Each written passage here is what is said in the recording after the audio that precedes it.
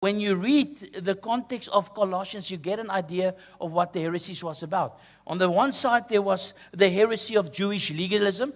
The church of Colossae and even the town had Jews and Gentiles in, and so the heresies had a mixture of both Jewish and Gentile components. On the one side, you had the heresy of Jewish legalism.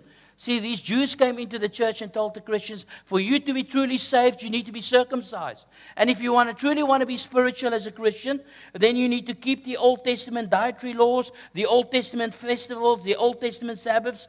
Then only can you be truly spiritual. And Paul writes, he says, it's nonsense.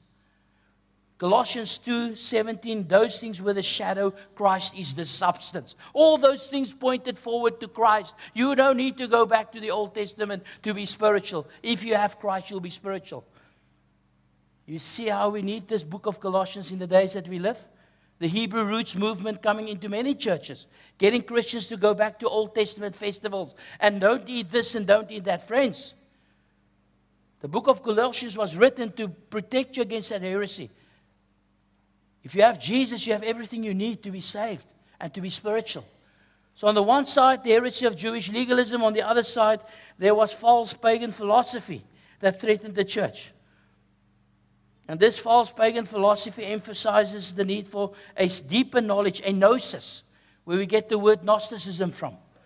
And these people came to the church and said, listen, we have a deeper knowledge that you need for you to be really spiritual. And you need to come away from the church and come to us, and we will give you the knowledge you need and the experience you need to really be spiritual in life.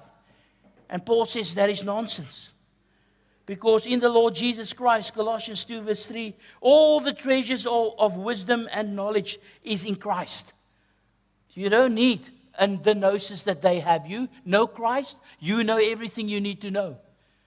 But also part of this pagan philosophy was what is called Greek dualism, where they believed that God is good, spirit is good, and matter is evil. So God and everything spiritual is good, and everything you can touch is evil. And because Jesus became a man, they said, well, Jesus is then evil. Jesus cannot be God. Jesus is inferior to God.